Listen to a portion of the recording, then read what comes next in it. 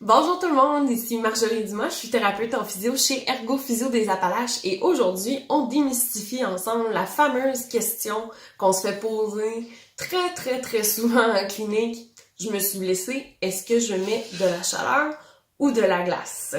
On va regarder ça. Donc pour la chaleur, son principal effet sur le corps, c'est de créer une vasodilatation, donc la dilatation, l'ouverture des vaisseaux sanguins. Ça, ce que ça va faire, ça va amener plus de sang dans la région, donc ça va favoriser les échanges d'oxygène, de nutriments et tout dans les tissus, et ça va aider également à rendre le tissu plus élastique, donc à diminuer les risques de blessures dans le cas d'un étirement ou d'un effort. Donc, on voit ici quelques exemples. Des douleurs musculaires, exemple des raideurs au trapèze et tout ça, de la douleur lombaire qui est causée bien souvent par des tensions musculaires. On va mettre de la chaleur, essayer de dégager tout ça, d'amener du sang, d'amener des nutriments, donc de faire relâcher la région. On voit aussi des cas d'étirement, donc quand le but c'est d'améliorer la mobilité d'une articulation, on va mettre de la chaleur dessus, ça va aider à bien dilater, bien réchauffer la région, rendre les tissus plus élastiques, donc on peut gagner un petit peu plus de mobilité. Voici pour la chaleur. Également, ça a un effet analgésique par le fait que ça va calmer notre système nerveux, donc nous rendre plus susceptibles d'être confortables et vivre mieux avec nos douleurs. Ensuite de ça, la glace, donc son effet principal au niveau des tissus, c'est le contraire, donc la vasoconstriction, donc la contraction des vaisseaux sanguins.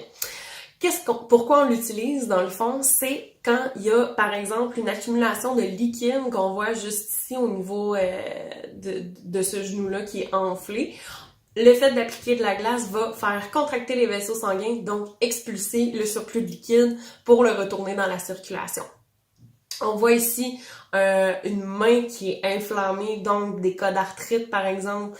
Tout ce qui est inflammatoire va être beaucoup aidé par la glace. On voit aussi au niveau sportif, donc tout ce qui est blessure récente. Donc par exemple, je joue au soccer, je me vire la cheville, j'ai une entorse, on va mettre de la glace immédiatement. Et également, on a aussi un effet analgésique par le fait qu'on vient diminuer la transmission des influx nerveux par les petites fibres nerveuses qui sont dans la région. Donc, on va avoir un soulagement de la douleur avec la glace également.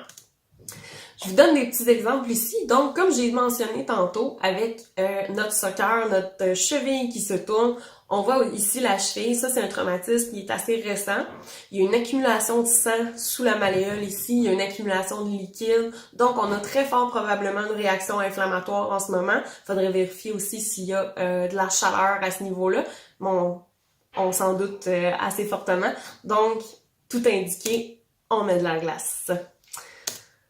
Alors ici, on a un cas de tension musculaire, donc de raideur inconfortable, de tensions qui peuvent être dues au stress ou à des postures prolongées ou à un travail musculaire soutenu. Donc là-dessus, on veut aider à détendre les fibres qui vont nous causer de la douleur et utiliser de la chaleur. Troisième exemple ici, on a des épaules qu'on essaye de mobiliser, donc de gagner de l'amplitude articulaire. On veut bien détendre les muscles autour de l'articulation, on veut rendre les tissus, les ligaments, les tendons, etc. plus élastiques. Donc, on va mettre une chaleur avant de mobiliser, puis ça va nous aider à gagner de l'amplitude, ça va nous aider à diminuer les risques de blessures aussi. Et finalement, on voit toutes sortes de douleurs, toutes sortes de maux qui durent depuis plus de 3 mois. Donc, on qualifie ça de conditions chroniques. Dans les conditions chroniques, soit la douleur elle peut être due à une hyperstimulation du système nerveux, peut être due à des troubles inflammatoires, par exemple de l'arthrite, ou peut être due à des tensions musculaires, donc un cycle infini de tension qui crée de la douleur, qui crée plus de tension, qui crée plus de douleur.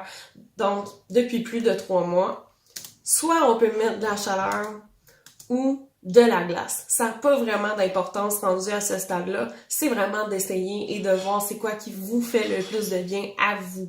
Donc, il n'y a pas deux personnes qui vont réagir de la même façon.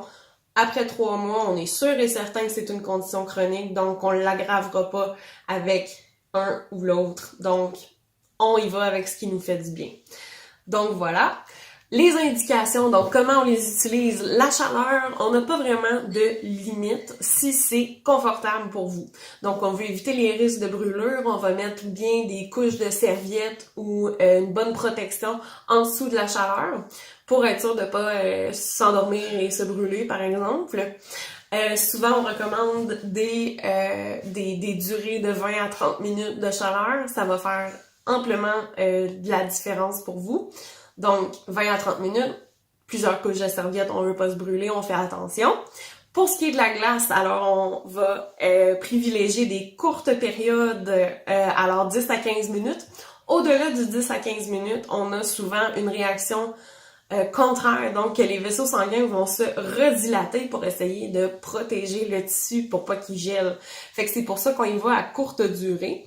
Donc, on dit souvent 15 minutes à l'heure, c'est quelque chose qui est tout à fait raisonnable, donc il n'y a pas de risque de se brûler par la glace ou d'avoir notre réaction de vasodilatation spontanée que je vous parlais tantôt.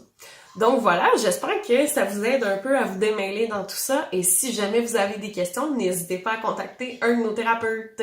Alors sur ce, prenez soin de vous, passez une belle journée!